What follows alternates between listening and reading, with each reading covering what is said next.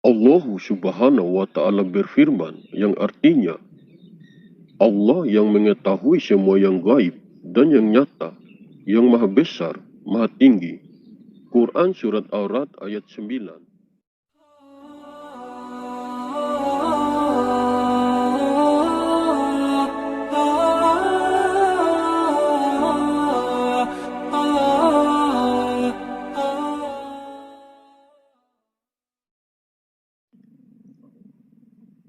Assalamualaikum warahmatullahi wabarakatuh. Halo sobat semua, selamat datang, salam damai, salam sejahtera.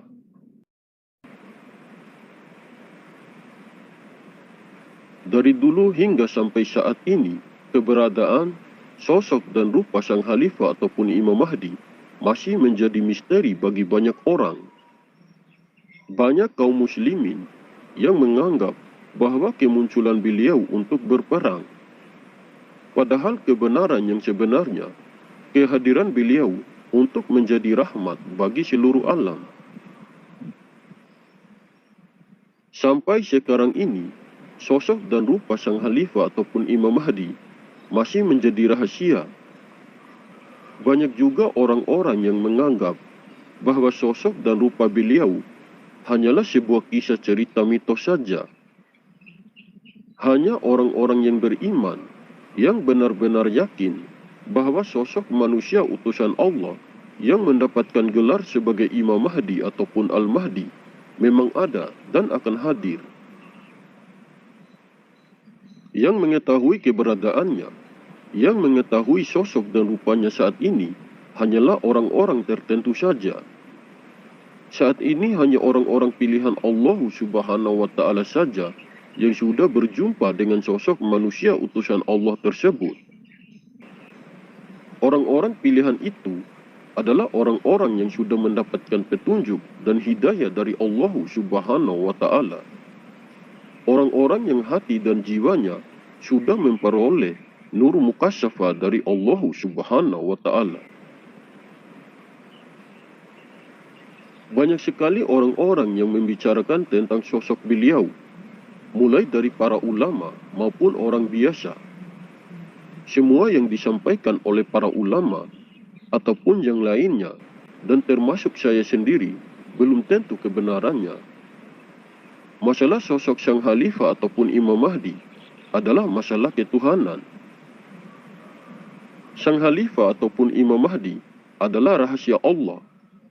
Hanya orang-orang tertentu saja yang bisa mengetahui di mana keberadaannya dan mengetahui sosok dan rupanya saat ini. Jadi menyampaikan informasi tentang dirinya tidak boleh sembarangan, karena setiap kebohongan yang disampaikan dengan sengaja akan menjadi tanggung jawab yang sangat besar. Dalam kehidupannya, untuk menjalankan tugas dan amanahnya, sang khalifah ataupun Imam Mahdi selalu mengalami cacian dan hinaan dari orang lain. Beliau menanggung beban tugas dan amanah yang sangat besar. Tidak semua orang bisa menjalankan tugas dan amanah tersebut. Karena yang mampu mengemban amanah tersebut hanyalah kekasih utusan Allah yang akan menjadi sebagai tangan dan kakinya di muka bumi ini. Allah Subhanahu wa Ta'ala pernah menawari amanah tersebut kepada langit, bumi, dan gunung. Namun ketiganya menolak, bukan karena mereka ingkar kepada Allah, hanya saja mereka merasa tidak sanggup untuk mengemban besarnya amanah tersebut. Seperti yang dijelaskan di dalam Al-Quran, Allah Subhanahu wa Ta'ala berfirman, yang artinya, sesungguhnya kami telah menawarkan amanat kepada langit, bumi, dan gunung-gunung, tetapi semuanya enggan untuk memikul amanat itu, dan mereka khawatir tidak akan melaksanakannya. Lalu dipikulah amanat itu oleh manusia. Quran Surat Al-Ahzab ayat 72. Hanya manusia utusan Allah yang mampu melewati segala cobaan dan ujian hidup yang sangat besar. Karena manusia yang menjadi utusan Allah adalah manusia yang sudah bisa menundukkan hawa nafsu dan ego di dalam dirinya, sehingga sebesar apapun cacian dan hinaan dari orang lain, beliau bisa menerimanya dengan lapang dada. Di dunia ini, setiap manusia pasti pernah juga mengalami cobaan dan ujian yang sangat berat dalam kehidupannya. Namun cobaan dan ujian yang dialami oleh sang Khalifah ataupun Imam Mahdi dalam kehidupannya sangatlah berat, sangat berbeda jauh dengan cobaan dan ujian yang dialami oleh orang lain. Menjalankan tugas dan amanah sebagai manusia utusan Allah tidak semudah apa yang kita bayangkan. Sang Khalifah ataupun Imam Mahdi tidak pernah berputus asa dalam menjalankan tugas dan amanahnya.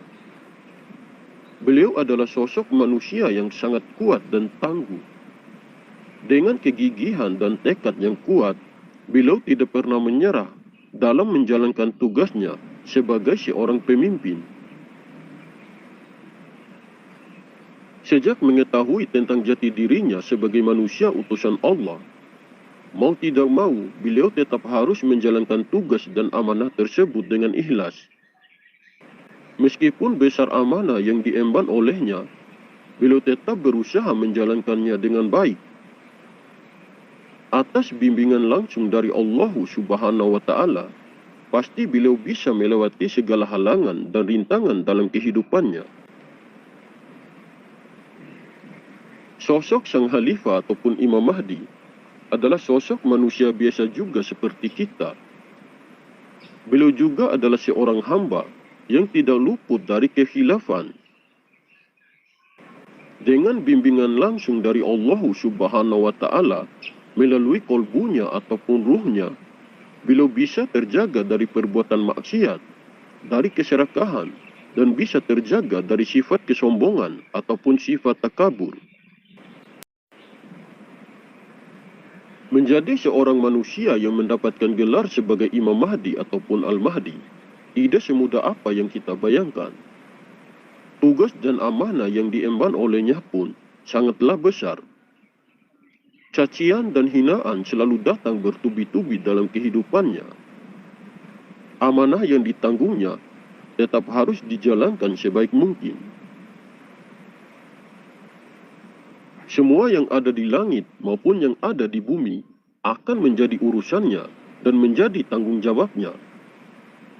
Permasalahan yang ada di alam gaib maupun di alam nyata tetap harus ditanggung olehnya.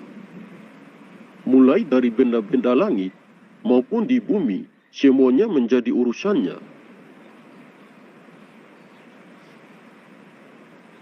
Sang Khalifah ataupun Imam Mahdi akan bertanggung jawab dengan semua yang ada di alam jagat raya ini.